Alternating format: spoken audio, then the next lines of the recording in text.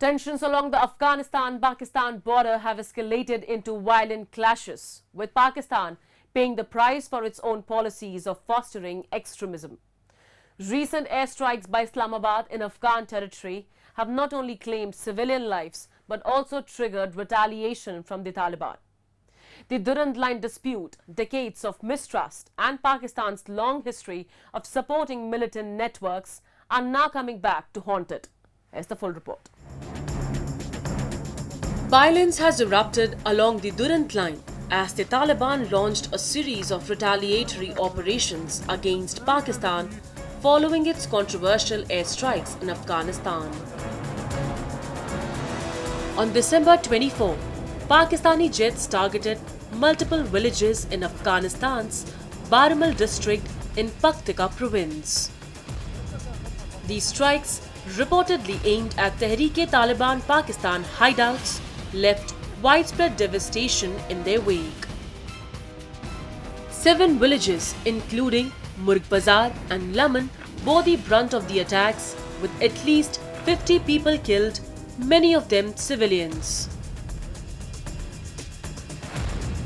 Pakistan zalim waka virki jinkai shudune khwandya mandya varosh kiraga khuday pe khwasha gon watani khal ke umist.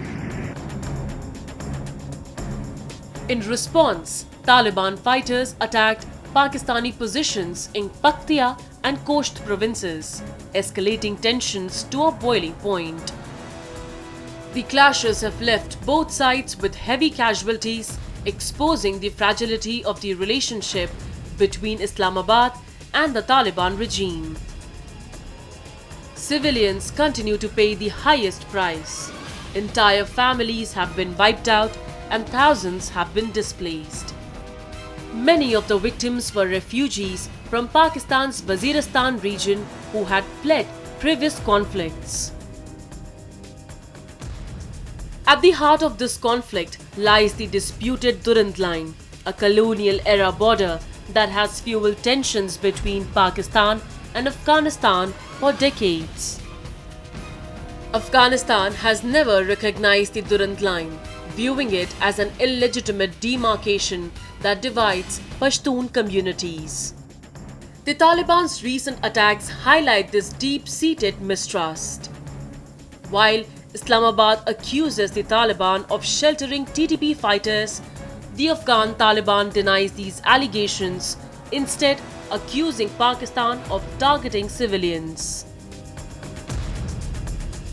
Pakistan ya da dahshatgardi da ne dahshatgardi da mashman di da shedina di da wilki da jinkai da wan da awam khalk mr kړای da په پاریس پاکي یا 13 څوره مړ کړی دي یہ طالب نه دا مړ Pakistan's claims of targeting TTP hideouts ring hollow in the face of its own history. For decades, Islamabad has nurtured extremist groups like the TTP for geopolitical leverage. But the strategy has backfired. The TTP, once considered a proxy for Pakistan's ambitions in the region, has turned into its most dangerous adversary. A United Nations report revealed that the Taliban continues to sympathize with TTP goals, supplying them with weapons and logistical support for cross-border attacks. Islamabad's support for the Taliban during its takeover of Kabul in 2021 now appears to have been a grave miscalculation.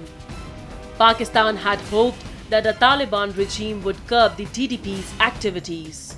Instead, the Taliban has offered the TTP sanctuary, further destabilizing the region. Late in 2020, when Taliban took over Kabul, everybody was thinking that what a great victory that this has been for Pakistan, that they have fooled the United States, all the while supporting the Taliban. And a lot of people thought that this was a masterstroke by Pakistan, that they now have an ally to their west, which is completely under their control. That was an overstatement even then, and it has turned out to be a complete lie now.